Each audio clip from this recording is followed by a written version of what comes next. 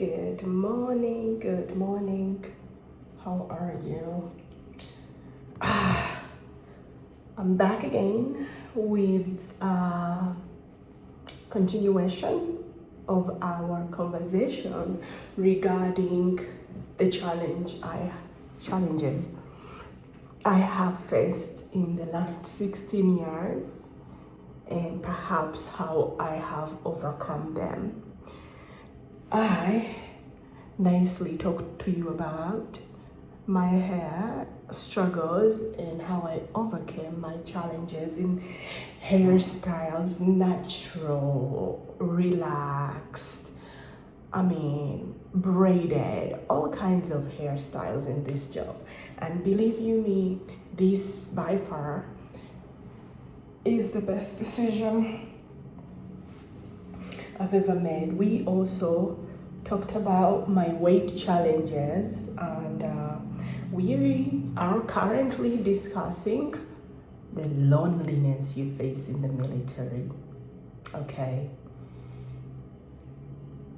A reminder from the last segment, I think I got a little bit emotional about my deployments and how I had to actually get my little boy and send my little boy to Uganda. Now, I would like to take the emotions out of it and remind you as a leader that all those soldiers you have under you, they need your support. Just care a little bit more and you will recognize the characteristics of a soldier who needs your support. Care just a little bit more. You will see the soldier who eats alone in the DFAC for dinner, or you will know that they don't have any friends to hang out on the weekend. You will know if they're actually drinking a lot. Just care a little bit. You will smell that alcohol. If you care just a little bit, you will know that they did not hang out with anyone over the weekend. You will also know that they stay in their room every weekend and hang out with nobody. Just care a little bit. Moving on, how do we really help these soldiers? At least how have I overcome? I dealt with my aspect of loneliness on my own. Now, I'm a military brat, so it wasn't so hard for me to acclimatize to the military lifestyle. I remember as a little girl of about 14, 15, I watched my dad when he came back from work. Usually he came in with some international soldiers. So there is some soldiers coming from different countries that come into the US for education, military education and military training. My dad often came home with a soldier from Zimbabwe, a soldier from Senegal, a soldier from wherever. So I kind of took on that culture of caring for my brother and sister. When I joined the military, I think my first duty station, I got so much involved in the African community per se. That's a real struggle, and if you're joining the military, be watchful of that, because it's not cut out as you think it should be.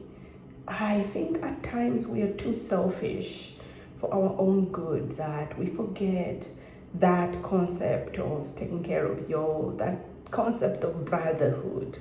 And I do believe if you find a platoon or company within your ranks in your unit that cares about togetherness, it's way much better than saying, oh, this is the African group on post, I'm gonna just hang out.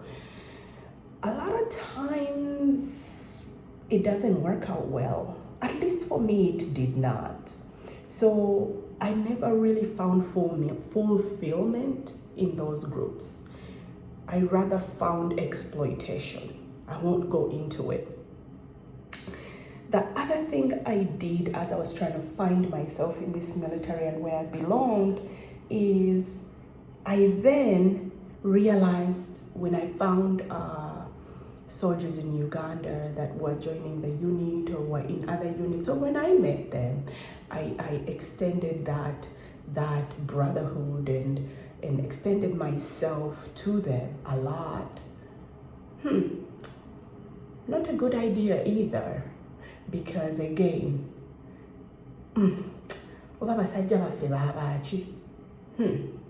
one, what I have learned in these particular situations is our African brothers do not respect women who are in the military very much. I have said it, this is true. At least I know for the Ugandan culture, the men have very little respect for a woman in the military. But ulabanga toys are. These young men who join the military, they meet a young woman, Christine, trying to make it in the same job, and they don't perceive her equal to them. They don't perceive her with a possible, like humanly possible characteristic of doing the same things they are doing. Rather, what they want to do is bring her down. How do men bring women down? Sexualizing them. That's where the loneliness comes in. Because when you put yourself in a situation where you're with men who you consider or you perceive to be your brothers, your protectors, this person speaks my language, right? He's my brother. He's going to protect me. He's going to take care of me, or he's going to be there for me if I need him. He's going to help me move if I'm supposed to move. I mean, like, hey, if he needs me and he wants to come stay at my house, he's, supposed to be moving, or he needs to save money, he's PCSing tomorrow. Hey, I have an extra room, you can stay. These people, they don't understand it. They perceive you as someone who's loose. They minimize your pride. They minimize your womanhood. They minimize you as a woman. Listen, I'm not going to go deep into it because I've seen it. Somebody please read in between the line. That is where the loneliness comes. At least for me, choosing to not even look when I hear that guy is Ugandan, because I know somehow he's going to think I'm loosey-goosey because I'm in the military, therefore I should be able to maneuver. I've had you people, young ladies who are joining the military. It's nice, Munange, to have somebody, some community that you work with, you deal with, these men that you're dealing with, who are also in the military, they're supposed to be your brothers. But yeah, a lot of times they don't. They are the ones who compromise you the most. Unfortunately, that is where the loneliness comes in. So how do you avoid people minimizing you, sexualizing you, even when you're higher ranking than them? Kumangoli kawala kana Uganda, you are a Ugandan girl and they are Ugandan men. Therefore, somehow you owe them something. Even when you are nice to them and say, oh, banange muje, mbafumbire ye chijulo. For them, they perceive it as I guess they sit at your table trying to figure out who is going to sleep with you first. I'm saying it, but this is the truth. These men who are supposed to be our brothers end up being the ones compromising and treating us in certain ways to the point that we depart the community and we go to our own. You're like, I don't have time to deal with this nonsense. I have a career to chase. I have a goal. I didn't come talk to you as my brothers so that you can have shares of me. And so what if I'm in a relationship with somebody else? That doesn't give you the right to also come and be in a relationship with me. I don't know how to articulate this without being emotional. Tuchireke. But bottom line is, for the men, you're going to look at a guy who's drinking a lot. For the girls, a lot of times, it gets worse, because if they are looking for companionship, sometimes even the places that the people they think that would become great companions for them, they undermine them and abuse their friendship. So this person is left in the center by themselves. Be ready to recognize these issues. Ate baganda baffe, my brothers, banange, when you meet a Ugandan girl or an African girl, treat her like you would treat the people in your platoon. Better yet, give her little extra care, protect her, make sure she ate. Banange, did you get out this weekend? Come on, get out, let's go hike. You know, let's go to the city, there is food trucks. Get them out so they don't get depressed. Get them out, help them. Do not target to sleep with them only, unless you're interested in them and they're interested in you for marriage or for long-term relationships. Do not perceive that young lady as a toy that you could possibly use today and dish out to the other person.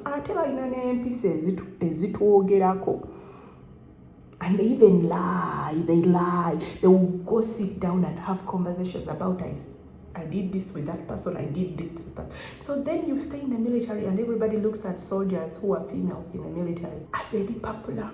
You know, people who protect themselves. I protect my reputation, me personally. Protect my reputation. I treat myself with dignity. But Kankuli have met some Ugandan men whose characteristics are completely compromised, whose ethics are compromised. Help us be better for us, because already the job is torturing. The job is a lot of emotional distress. What good does it do if you, my brother, are doing this?